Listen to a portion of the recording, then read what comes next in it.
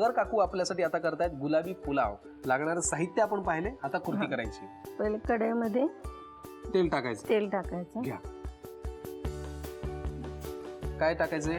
कढीपत्ता, बरं. नंतर कांदा, बरं.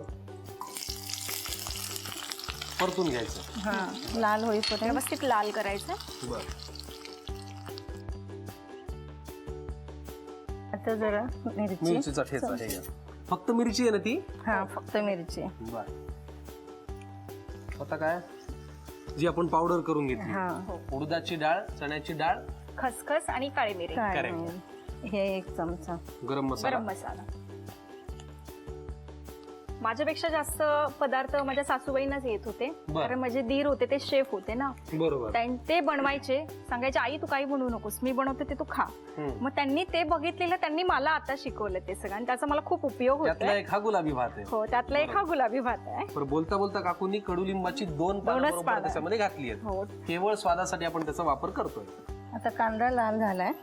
आता वांगी टाकायची. बर. देठासह घालतो. हा देठासहित वांगी. बर. कडुलिंबाची पानं तशी आपण त्याचं फक्त वाटण करून गुढी पाडव्याला असते जे आपण करतो. हो, गूळ आणि डाळी सोबत खातो. गूळ आणि डाळी सोबत तेव्हाच खातो मी तरी, वर्षातून एकदा. हो, आम्ही पण. हो ना. म्हणूनच आहे काहीतरी वेगळं.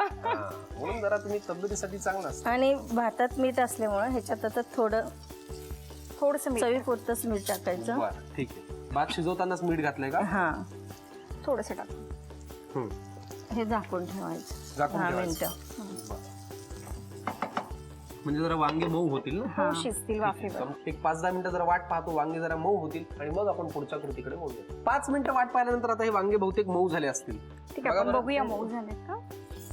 वास असा छान येतोय ना, खमंग तिखट थोडासा. हो, ही वांगी आपली मऊ झालेली आहेत. वा. आता त्याच्यामध्ये वाटलेलं खोबरं. त्याच्यामध्ये तुम्ही काय घातलं होतं अजून? आलं आणि खोबरं. आलं आणि खोबरं. हा नंतर काजू. काजू खाला सगळे, मला फार आवडतात. अर्धा लिंबू. बरं. वा. आणि नंतर तयार भात. आणि नंतर हे बीट, आणि या बीटामध्ये कॅल्शियम आहे. बरोबर. हे जीवनसत्व आहे आणि डायबिटीस साठी आणि ब्लड प्रेशर साठी बीट चांगलं आहे. हे व्यवस्थित मिक्स करायचंय. तूप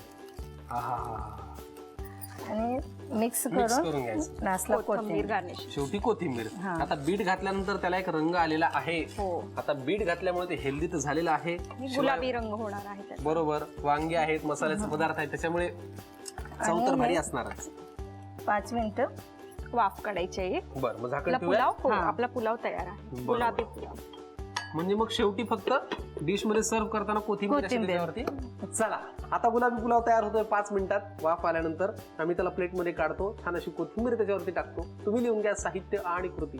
गुलाबी पुलाव करण्यासाठी लागणारे साहित्य: तयार भात, वांगी, बीटाचा किस, कांदा, खोबऱ्याचं वाटण, काजू, कोथिंबीर, तूप, लिंबू, कढीपत्ता, मिरची, कडुनिंब, डाळीची भरड, गरम मसाला आणि मीठ. कृती: प्रथम कढईमध्ये तेल गरम करून त्यामध्ये कढीपत्ता आणि कांदा परतून घ्यावा. नंतर त्यामध्ये मिरची, 2 चमचे डाळीची भरड, 1 चमचा गरम मसाला, कडुलिंबाची पानं, वांगी आणि मीठ घालून मिश्रण एकत्र करून पॅनवर झाकण ठेवून वाफेवर वांगी शिजवून घ्यावीत. वांगी शिजल्यानंतर त्यामध्ये खोबऱ्याचं वाटण, काजू, लिंबाचा रस, तयार भात, बीटाचा किस आणि तूप घालून सर्व मिश्रण एकत्र करून घ्यावं. पॅनवर झाकण ठेवून गुलाबी पुलाव वाफेवर शिजवून घ्यावा आणि सजावट करून सर्व्ह करावा.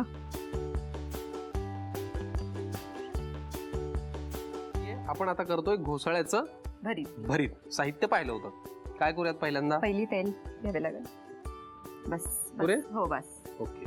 पण आता तेल तापेपर्यंत मला सांगा की तुम्ही प्रायमरी टीचर आहात, तुम्ही सांगितलं आम्हाला. टीचर ट्रेनिंग कोर्स केला. टीचर ट्रेनिंग कोर्स केलेला आहे, बरोबर. पण आता याच्यापेक्षा वेगळ्या तुमच्या हॉबीज काय आहेत? कुकिंग करणं, वेगवेगळे पदार्थ करणं. बरं. आणि मी तुम्हाला सांगितलं त्याप्रमाणे मी जेव्हा वेळ मिळेल तेव्हा, कारण मुलगी लहान आहे म्हणून ऑनलाईन ट्रेडिंग करते. जेव्हा वेळ मिळेल तसा करते. ते नेमकं काय हो ऑनलाईन ट्रेडिंग म्हणजे? Share market online trading. बरं. त्याचं तुम्ही करते. हा, त्याचं तुम्ही काही अभ्यास, शिक्षण वगैरे घेतलं? हो, मी NCFMच्या नॅशनल स्टॉक एक्सचेंजच्या 2 एक्झाम्पल दिलेले. अरे वा. आणि मला ह्याचं ट्रेनिंग मेन बाबांकडून पण भेटलेलं आहे. म्हणजे बऱ्याच वर्षापासून बाबा स्वतः करतात, त्याच्यामुळे ते पाहून वा, ठीक आहे. आता तेल गरम झालं असेल.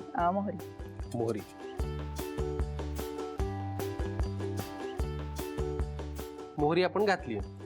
आता कांदा परतायचा. बर, कांदा थोडा ब्राऊन होऊन द्यायचा. बर. थोडस तेल लागेल. अजून तेल लागेल. थोडं बर, बस. पुरे. हो बस. बर आलं लसूण पेस्ट. बर. आलं लसूण आणि मिरची पण आहे आलं त्याच्यात. लसूण मिरची. बघा बस. काकू, तुमच्या काय हॉबीज आहेत हो? मला कारण तुम्ही मगाशी आम्हाला सांगितलं की आता त्यांनी जरा चार्ज सांभाळल्यामुळे तुम्हाला स्वतःसाठी वेळ मिळतो. तर कशात वेळ घालवता तुम्ही?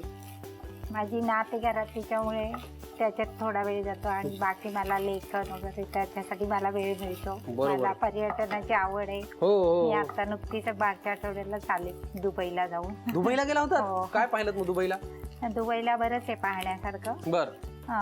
तिथे बुर्ज खलिफा वगैरे म्हणजे 124 मजली इमारत जगातली सगळ्यात बेस्ट. बरोबर. मिरॅकल गार्डन आहे. हा, क्या बात है. बर, काय आता पुढे? मसाला. बर, ज्याच्यामध्ये आपण हे जे घेतलंय काय? घोसाळ्याच्या साली, घोसाळ्याच्या साली, आलं लसूण पेस्ट, खोबरं, कोथिंबीर. करेक्ट. असं सगळ्याचं मिळून हे वाटण तयार केलेलं आहे. हे किती घालायचंय? सगळं. कुठलं आतापर्यंतचं, तुम्ही आता पर्यटनाची आवड आहे म्हणून आम्हाला सांगितलं, आतापर्यंतचा असा एक संस्मरणीय अनुभव कुठला सांगता येईल की जे खूपच पाहण्यासारखं आपल्या देशातलं? सिमला, कुलू, मनाली. खूप आवडलं तुम्हाला? बरं. तुम्ही कुठे फिरलात की नाही? हो, सासूबाईच फिरतात? नाही मी पण तिला पण वाटवते ना. हा, त्यांना पाठवता ना तुम्ही? नाही तर तू थांब कसून बाई, मीच जाऊन येते असं म्हणल्यावर कसं होईल? नाही. बरं, मी त्यांनाही पाठवता ना तुम्ही? हो, ते बरं आहे. बरं, मला एक तुम्हाला विचारायचंय की आपण घोसाळं तर स्वतः वापरतच आहोत, पण शिवाय आपण त्या सालींचा जरा वेगळा वापर केला, त्याच्यामुळे त्याला एक वाटण असं ते एक झालं. वेगळी टेस्ट पण येते. परत हिरवा कलर सुद्धा येतो आणि सालींमध्ये तसं पण पोषण तत्व असतं. बरोबर, म्हणून सगळ्यात सालींचा फायदा वापर आम्ही केलेला आहे. आता हळद. बरं.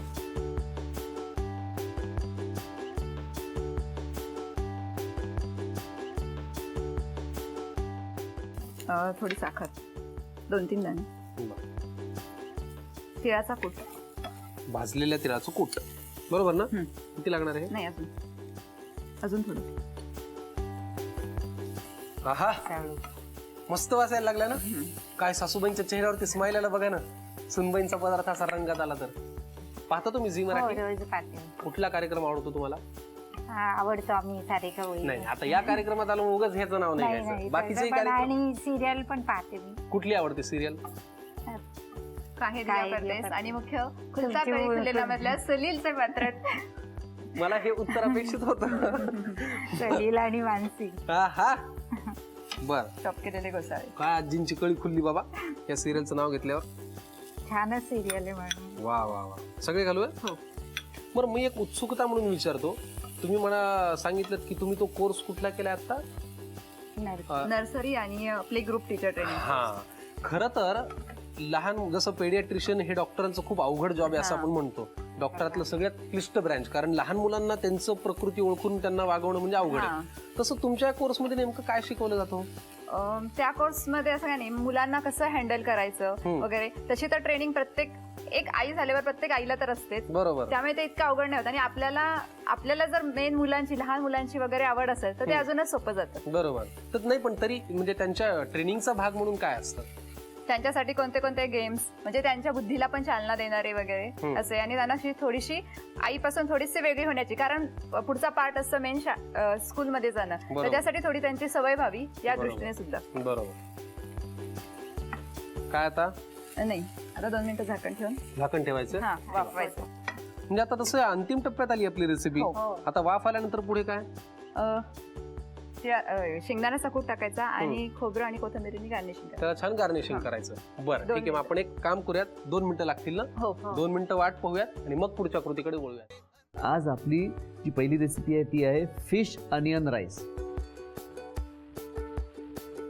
आता आपण करणार आहोत ब्राऊन राईस पॅनकेक्स.